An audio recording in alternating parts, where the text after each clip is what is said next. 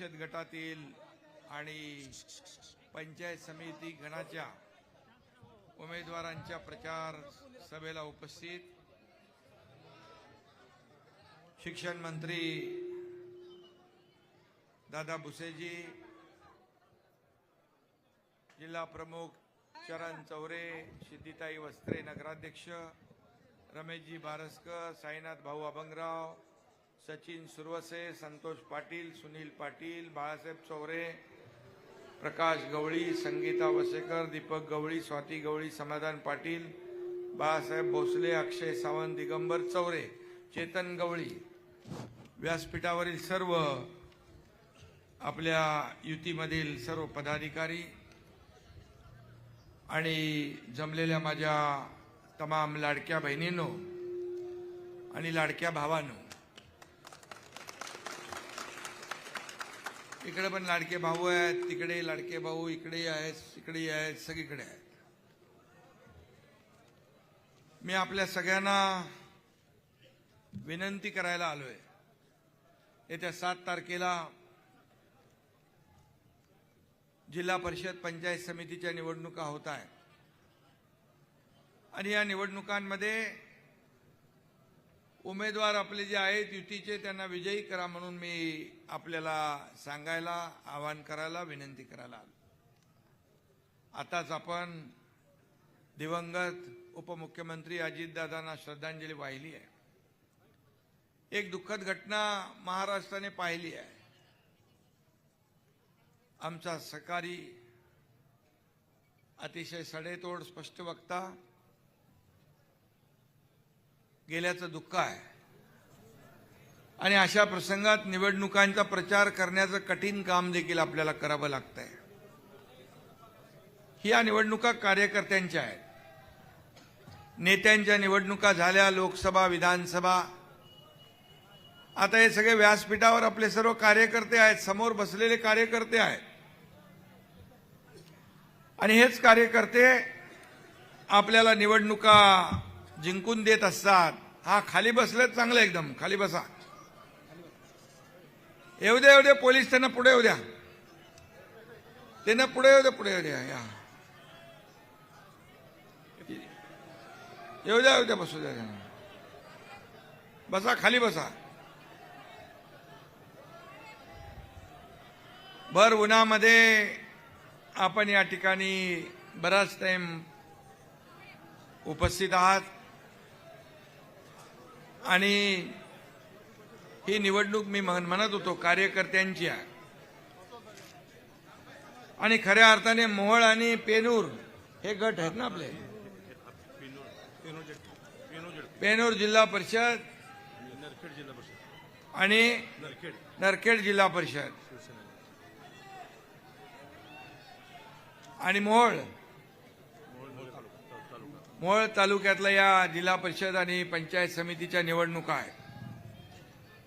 मी आपल्याला एवढंच सांगतो, या निवडणुका कार्यकर्त्यांच्या असल्यामुळे कार्यकर्त्यांच्या भावना असतात की आमच्या नेत्याने या निवडणुकांमध्ये आम्हाला निवडून देण्यासाठी प्रयत्न केला पाहिजे आणि म्हणून मी या ठिकाणी आपल्याला विनंती करायला आलोय की आपले जे उमेदवार आहेत, उमेदवारांची नावं दे रे बाबा मला. प्रियांका आणि जे उमेदवार आहेत, अरे तू एकटा आहे का काय? सगळ्यांची नावं द्या ना. बरं ठीक आहे, नंतर द्या, मी बोलतो. आणि म्हणून माझ्या लाडक्या बहिणींना विनंती मी करायला आलोय. मी मुख्यमंत्री असताना मुख्यमंत्री माझी लाडकी बहीण योजना आपण सुरू केली, लेक लाडकी लखपती योजना आपण सुरू केली, एसटी मध्ये 50% सवलत देण्याचा निर्णय आपण घेतला, मुलींना उच्च शिक्षण आपण 100% मोफत केलं, शेतकऱ्यांना वर्षाला 6,000 रुपये केंद्राचे, 6,000 रुपये आपले, 6,000 रुपये देण्याचा शेतकरी सन्मान योजना आपण निर्णय घेतला, पीक विमा योजनेमध्ये सवलत दिली, अनेक योजना आपण केल्या, युवकांसाठी केल्या, बहिणींसाठी केल्या, भावांसाठी केल्या, शेतकऱ्यांसाठी केल्या. आणि या योजना, सगळ्यात लाडकी बहीण योजना ही आवडती योजना माझी आहे. आणि ती योजना सुरू करताना अनेक संकट अडथळे आले.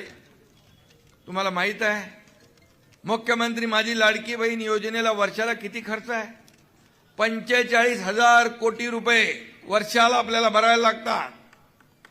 पण आम्ही थांबलो नाही, आम्ही घाबरलो नाही. आम्ही धाडस केलं, हिम्मत दाखवली की लाडकी बहीण योजना सुरू झाली पाहिजे.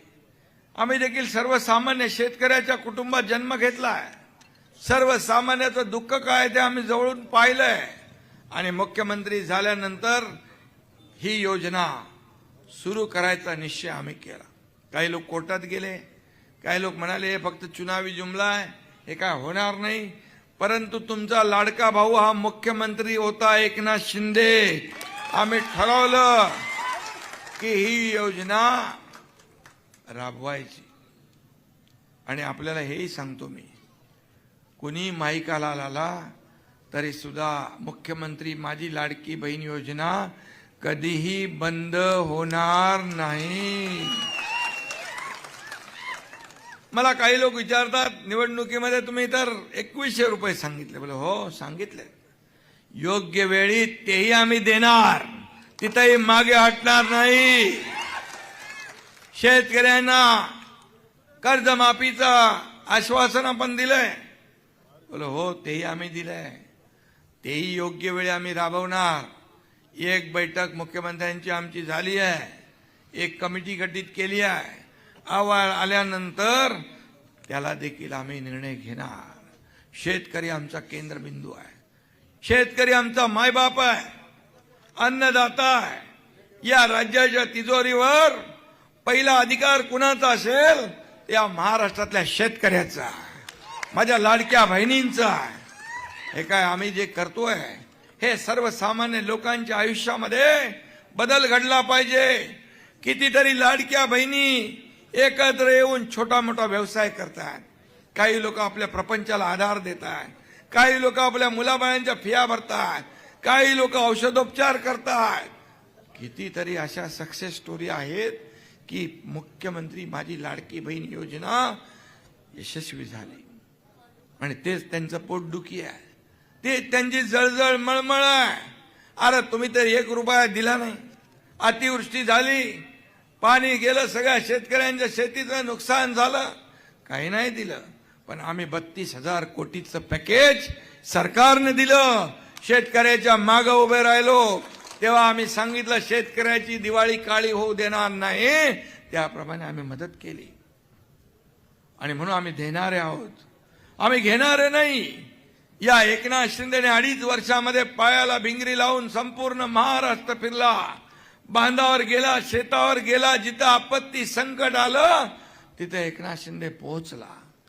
आणि म्हणून मला पद येतात जातात, पुन्हा येतात, पण मला जी महाराष्ट्राने ओळख दिली, या महाराष्ट्रातल्या करोडो लाडक्या बहिणींचा लाडका भाऊ, ही सगळ्यात मोठी ओळख आहे, सगळ्या पदांपेक्षा मोठी ओळख आहे.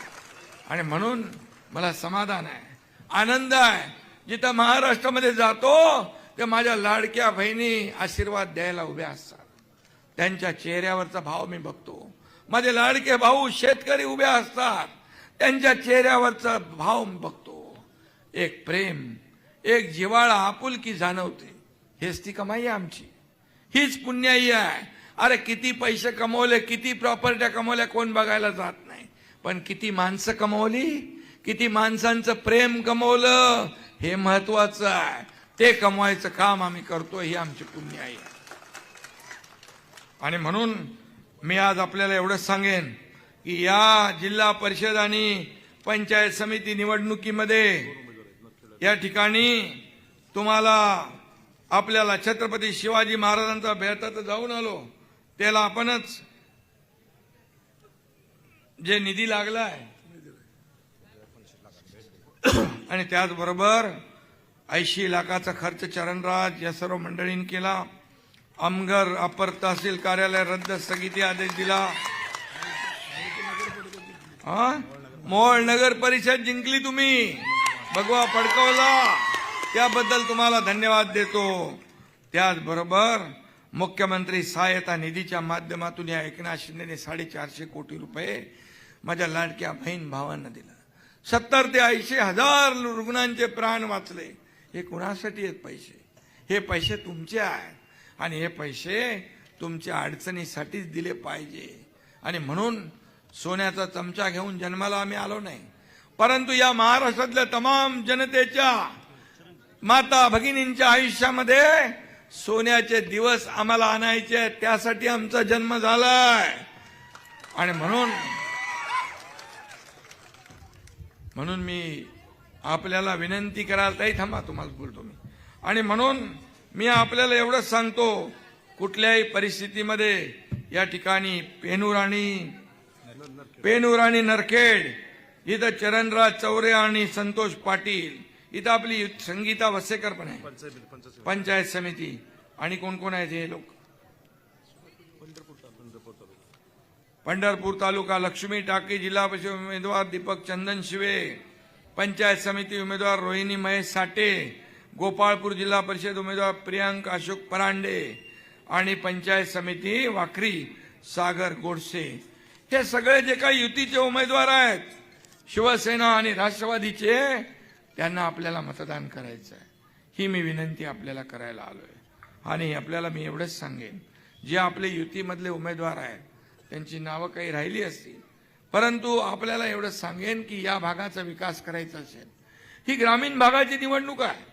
शहरामध्ये विधानसभेत तुम्ही आम्हाला मतदान केलं, नगर परिषदेमध्ये केलं, महापालिका झाल्या, आता जिल्हा परिषद पंचायत समित्या गावाचा विकास करण्याच्या या निवडणुका आहेत. आणि म्हणून उद्याचं भवितव्य फैसला करणाऱ्या निवडणुका आहेत. तुमच्या मुलाबाळांचं भवितव्य सुरक्षित करणाऱ्या या निवडणुका आहेत. या ठिकाणी विकास गंगा आणणारी या निवडणुका आहेत.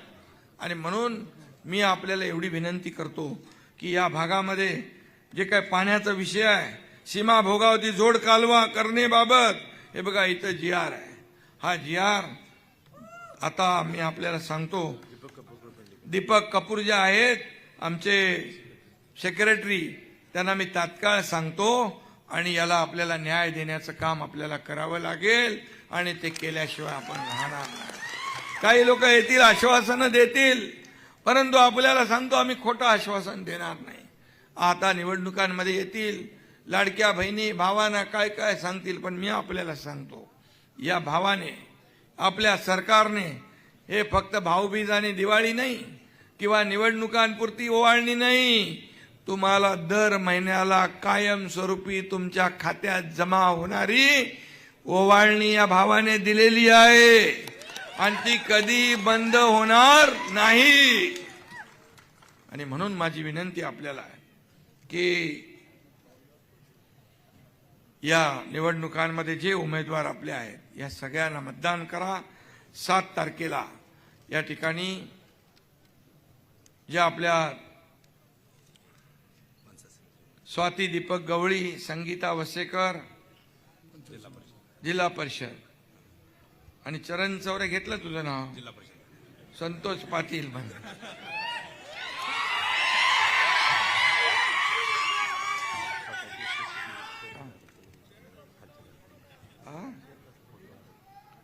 आणि म्हणून आपल्याला मी सांगतो, मी काय काय केलंय ते आता मी इथं सांगत नाही.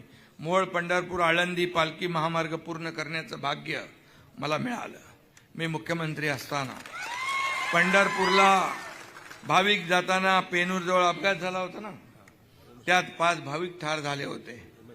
या उमेश पाटील या. सोलापूर जिल्हा राष्ट्रवादी काँग्रेसचे जिल्हाध्यक्ष आणि कुरुल गटाचे उमेदवार उमेश दादा पाटील. ट्रॉमा केअर सेंटरची मागणी आहे, नक्की उभं करू आपण. या भागातून उजनी डावा कालवा जातो, मात्र हा कालवा ठिकठिकाणी नादुरुस्त आहे, शेतकऱ्यांचं मोठं नुकसान होत आहे. भविष्यात कालव्याच्या दुरुस्तीबरोबर त्याचं पुनरुज्जीवन केलं पाहिजे, हे देखील आपण करू. आणि म्हणून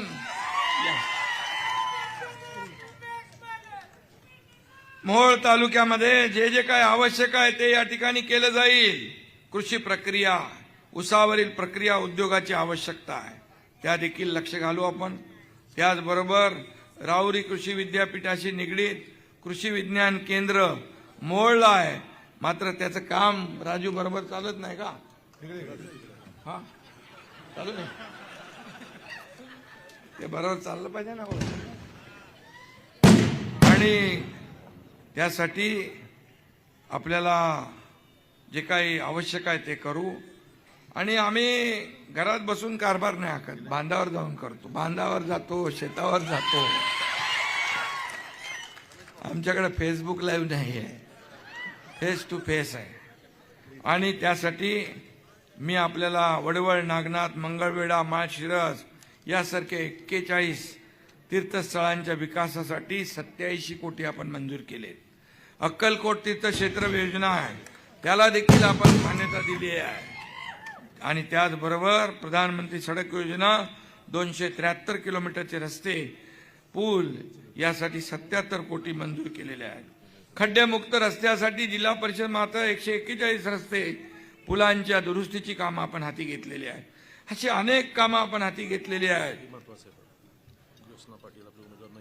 आणि म्हणून मी आपल्याला एवढंच सांगतो, मोहोळ तालुक्याला विकासासाठी निधी कमी पडू देणार नाही. कोणी काही लोक सांगत असतील, पण काही चिंता करू नका. अरे बाबा, मी उपमुख्यमंत्री आहे सरकारमध्ये. अरे बाबा, मी मुख्यमंत्री पण होतो, मी उपमुख्यमंत्री आहे, त्यामुळे चिंता नसावी. पैसे विकासाला मिळतील, कुठेही डावं उजवं केलं जाणार नाही. आणि म्हणून जी जी काही कामं असतील ती करण्याचं या ठिकाणी मी शब्द देतो. आणि आपल्याला माझी विनंती आहे की नरखेड गटामध्ये ज्योत्स्ना पाटील ही आपल्या उमेदवार नाहीत, तिथं आपल्या आघाडीचा धर्म पाळा. आघाडीचा धर्म आपण पाळला पाहिजे.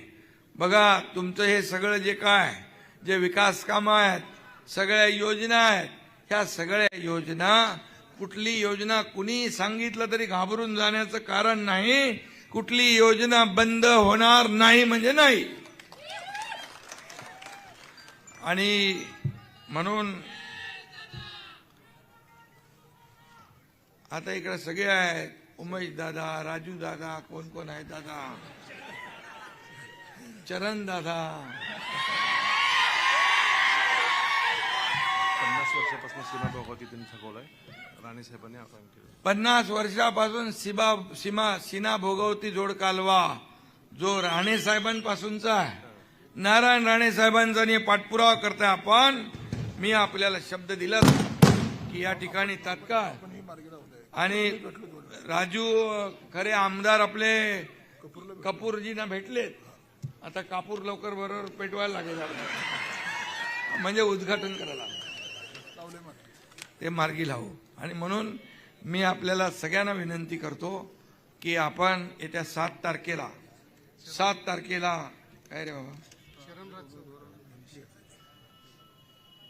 आणि काय नाही तर कोण दादागिरी करतो काय, कोण नाही ना. अरे बाबा, एक लक्षात घ्या, जनतेसमोर कोण आहे का? जनता जनार्दन सर्व आहे. इथं मालक कुणी नाहीये, मालक ही जनता आहे, आम्ही सेवक आहे.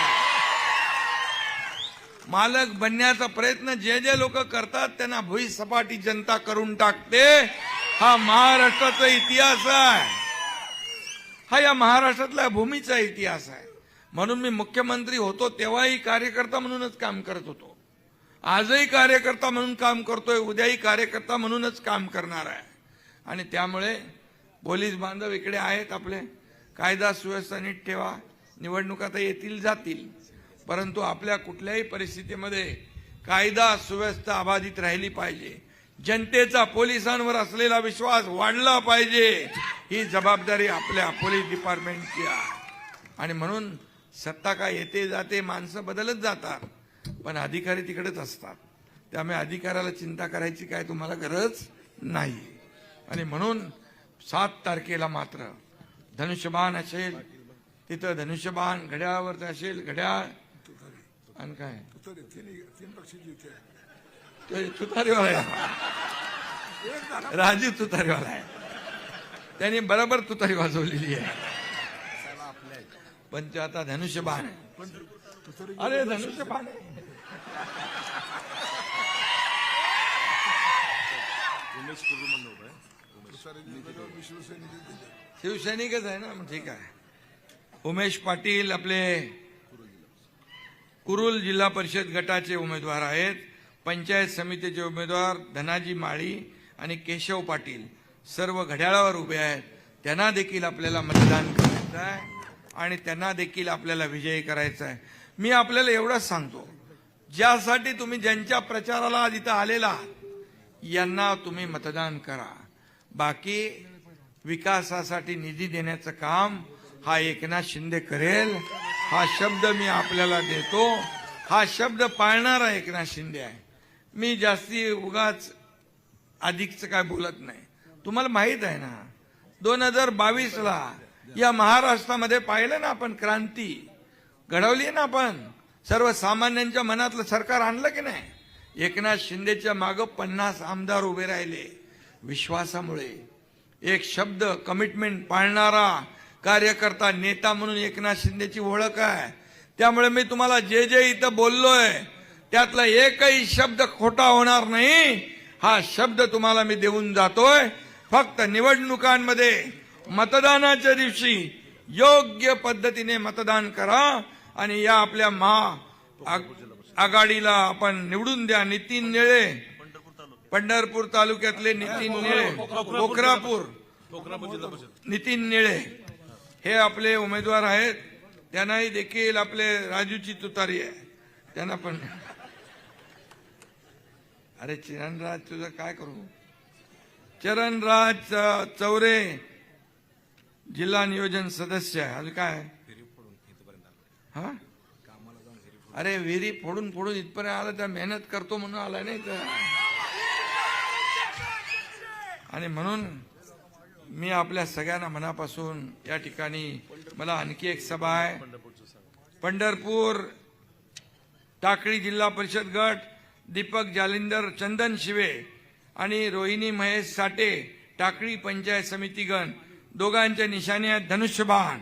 धनुष्यबाणासमोरचं पण बटन दाबा आणि आपल्याला या उमेदवारांना विजय करा.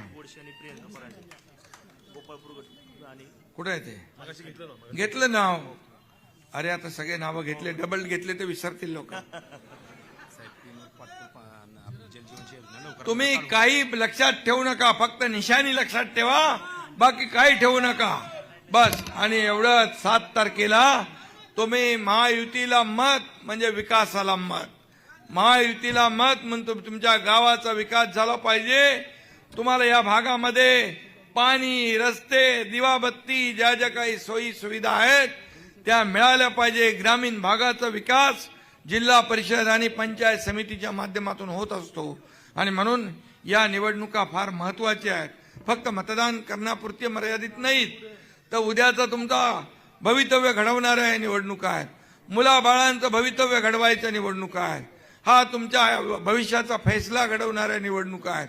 आणि म्हणून सगळ्यांनी 7 तारखेला बरोबर मतदान करा आणि आपल्या सर्व उमेदवारांना विजयी करा.